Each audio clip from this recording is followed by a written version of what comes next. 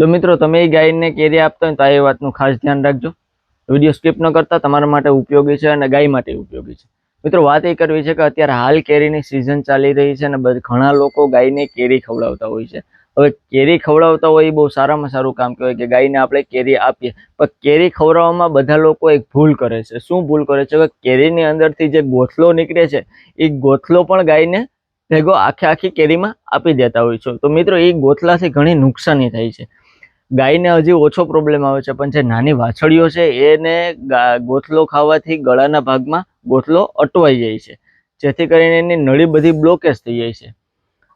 એટલે ગાય એક એવું મૂંગું પ્રાણી છે કે જે આપણે કરી નથી શકતું, જેથી કરીને આપણે એક ખાસ ધ્યાન રાખવું જોઈએ કે ગાયને આપણે કેરી આપીએ તો જે ગોથલો છે એ બહાર કાઢી નાખીએ. સિટીમાં ખાસ કરીને અત્યારે એવું હાલે છે કે ભાઈ બહાર કુંડી નાની હોય છે, એની અંદર બધું હેઠવાળું નાખી દે છે. એમાં કેરી પણ હોય, છાયલું પણ હોય, ગોથલા ને બધું હોય છે, આપણે જોઈએ છીએ.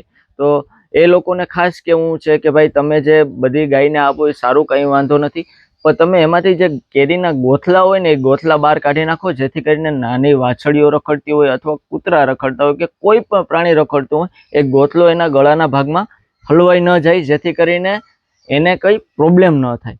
એટલે મિત્રો આપણે આ એક વાતનું ખાસ ધ્યાન રાખશું અને આ વિડીયો બધાના ઘરે સુધી પહોંચાડો, જેથી કરીને બધાને ખ્યાલ આવે કે ભાઈ આપણે ગોથલા બહાર કાઢીએ અને પછી કેરી ગાયને આપીએ. જય શ્રી કૃષ્ણ.